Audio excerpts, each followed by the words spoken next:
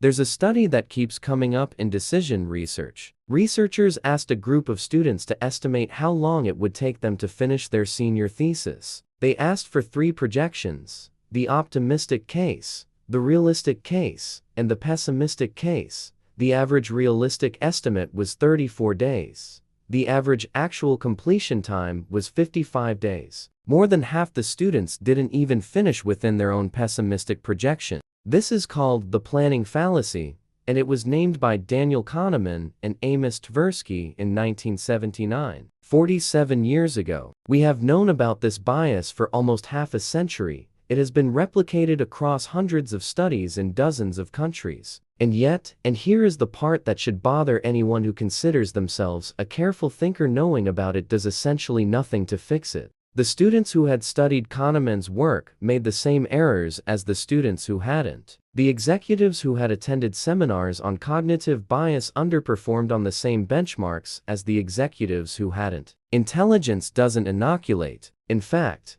research suggests the opposite. The more intelligent someone is, the more elaborate their rationalizations for wrong estimates tend to be, and the more convincing those rationalizations sound everyone in the room, including themselves. Smart people don't make worse plans because they're careless. They make worse plans because they're skilled at constructing coherent narratives, and a coherent narrative and an accurate forecast are not the same thing. The narrative fills in the gaps. The forecast has to account for the gaps, and the smarter you are, the better you are at making filled gaps invisible. This is not a video about being smarter. It's a video about a specific structural problem in how intelligent people process uncertainty, one that doesn't go away with more information, more experience, or more confidence. And it's a problem that shows up in the same way whether you're projecting the timeline for a senior thesis or engineering the largest corporate merger in American business history. The connection between those two things is the point. The first mechanism is what researchers call the inside view versus the outside view. When you plan something, a project, a hire, a business move, you naturally focus on the specific details of your situation, your team, your resources, your timeline, your particular set of circumstances. This is the inside view. It's how virtually everyone plans, because it feels like the most relevant information. You're solving your problem, the generic version of your problem. The outside view asks a different question. What happened to other people in comparable situations? Not your situation, but the reference class of situations that are structurally similar to yours. What's the base rate of success? What did the average timeline actually look like for projects of this kind? The inside view is almost always more optimistic than the outside view. For a simple reason, you believe your situation is different. And you're right, your situation is different. Every situation is different, but the ways it differs from the reference class are equally likely to make things harder as they are to make things easier. Your specific circumstances don't systematically favor you. They're just specific. The optimism comes from focusing on the ways your situation is different in your favor while unconsciously averaging over the ways it might be different against you. Phil Rosenzweig, a business professor at IMD, documented this in studies of business forecasts. Even when forecasters were explicitly shown the base rates for comparable projects, even when they were told that 70% of similar initiatives had failed, they continued to predict their own initiative would succeed. The base rate changed their stated estimate slightly. It did not change their underlying conviction.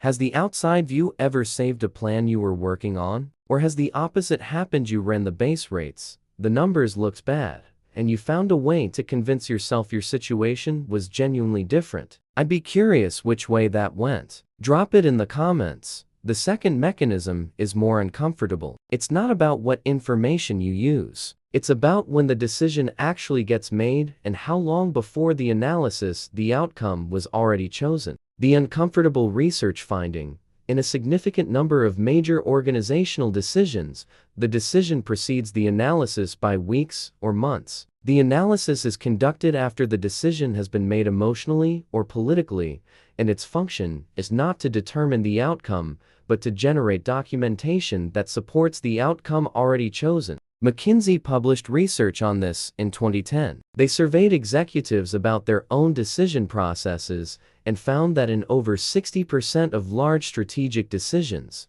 the key recommendation had been formed before the formal analysis began. The analysis then proceeded to find evidence supporting that recommendation. Evidence contradicting it was noted, addressed, and minimized, not because anyone was being dishonest, but because the human brain is extraordinarily efficient at processing information in the direction it's already traveling. This is what makes intelligence a liability in certain contexts. A less analytically capable person, confronted with contradictory evidence, might simply not know how to argue around it. A highly analytically capable person will find 4 ways to reframe it, contextualize it, decount it, and produce a coherent argument for why it doesn't change the conclusion. And that argument will be genuinely compelling to themselves and to anyone listening. Gary Klein, a cognitive psychologist who spent years studying how experts make decisions under pressure, developed a technique called the premortem precisely because of this pattern. The premortem asks decision makers to assume the project has failed completely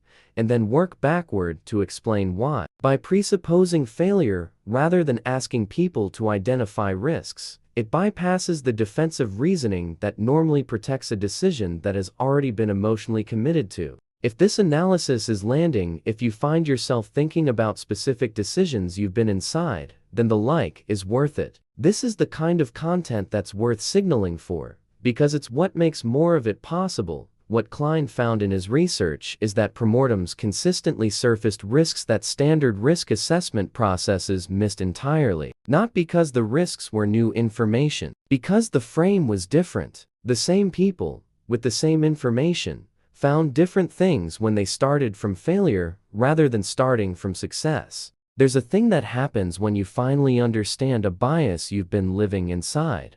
It doesn't feel like relief. It feels like a specific kind of retroactive vertigo, looking back at decisions you were confident about and realizing that the confidence itself was part of the problem, that the feeling of having thought something through carefully was being generated by the same mechanism that was producing the error. Kahneman described something like this in his own work. He spent decades studying overconfidence in human judgment. He won a Nobel Prize for it, and he has said, more than once, that studying these biases did not make him immune to them, that he catches himself making the same errors he spent a career cataloging, that understanding the mechanism doesn't disengage it. That's not a comforting finding. It should be, but it isn't. What it means, practically, is that the solution is structural rather than personal. You can't think your way out of a thinking problem. You need processes that force the question to be asked from outside the frame of the person who is already committed to the answer.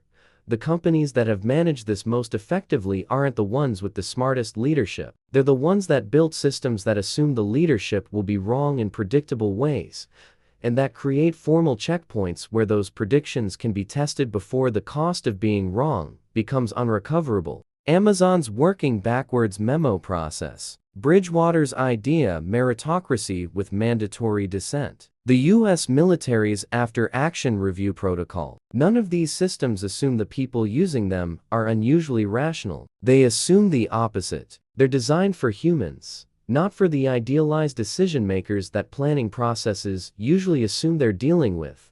The question is whether you build the checkpoint before or after you find out you needed one. Most people find out they needed one. Intelligence is a tool. Like every tool, it can be used well or badly, and the ways it gets used badly are specific and predictable, not random. The planning fallacy gets worse with intelligence, not better, because smart people are better at constructing reasons why their situation is the exception to the pattern. Confirmation bias gets more durable with intelligence, because the arguments become more sophisticated, more defensible, harder to counter from outside the frame. The inside view crowds out the outside view more completely, because the narrative the inside view generates is more coherent, more detailed, more convincing. None of this means that smart people make bad decisions. It means they make a specific kind of bad decision. The kind that's internally consistent, well documented, confidently held, and wrong in ways that only become apparent after the fact. The kind that, in retrospect, produces sentences like, "Everyone involved was brilliant. I still don't understand how this happened."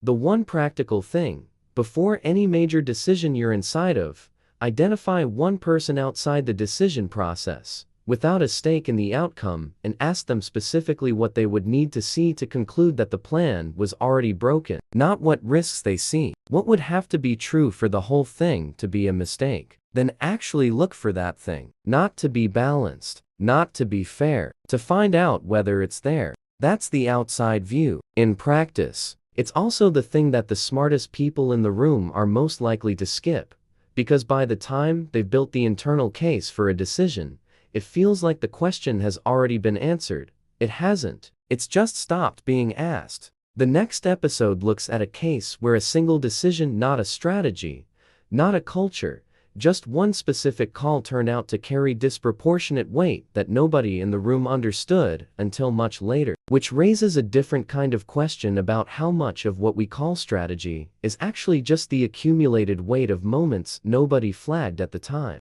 This content was developed with the support of artificial intelligence tools and underwent human review, editorial curation, and approval before publication. The analysis presented here is strictly educational and philosophical in nature, grounded in behavioral psychology and classical stoicism.